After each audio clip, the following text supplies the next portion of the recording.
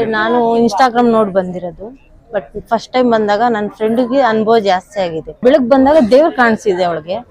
But ಅದ್ ಕಾಣ್ತಾ ಅವಳಿಗೆ ಹಿಂಗೆ ಏನೇನ್ ಇಟ್ಟಿ ಮಾಡ್ಸಿದ್ದಾರೆ, ಈ ವಾಮಾಚಾರ ಮಾಡ್ತಾರೆ ಅಂತಲ್ಲ, ಆ ವಾಮಾಚಾರ ಮಾಡಿದಾಗ ಏನೇನ್ ಇಟ್ಟು ಮಾಡಿದ್ದಾರೆ, ಯಾರು ಮಾಡಿದ್ದಾರೆ, ಅವ್ರ ಜೊತೆ ಯಾರು ಸೇರಿದ್ದಾರೆ ಎಲ್ಲ ಬಂತು. ಅದಕ್ಕೇನ್ ಪರಿಹಾರ ಅಂತಾನು ಬಂತು. ಸೊ ಅದೆಲ್ಲ ಕೇಳಿ ಅವಳಿಗೂ ಒಂಥರ ಸಮಾಧಾನ ಆಯ್ತು. ಎಲ್ಲೆಲ್ಲೋ ಸುತ್ತಾಡೋ ಬದಲು ಇಲ್ಲಿ ಬಂದು ನಾವು ತಿಳ್ಕೊಂಡ್ರೆ ನಮ್ ಕಣ್ಮುಂದೆ ಏನಾಗಿದೆ, ಏನ್ ನಡೆದಿದೆ ಅನ್ನೋದು ಗೊತ್ತಾಗುತ್ತೆ. ಸೊ ಅದೊಂದು ಖಂಡಿತ ನಾನು ಯೂಟ್ಯೂಬ್ ನೋಡಿದಾಗ ಇದೆಲ್ಲ ವಿಡಿಯೋ ಏನು ಇರಲ್ಲ ಅನ್ಕೊಂಡ್ ಬಂದೆ. ಬಟ್ ಬಂದ್ಮೇಲೆ ನನಗ್ ಖುಷಿ. ನನ್ನಿಂದ 4-5 ಜನ ಬಂದಿದ್ದಾರೆ, ನಮ್ ಜೊತೆ ಫ್ರೆಂಡ್ಸ್, ಫ್ಯಾಮಿಲಿ ಎಲ್ಲ ಬಂದಿದ್ದಾರೆ.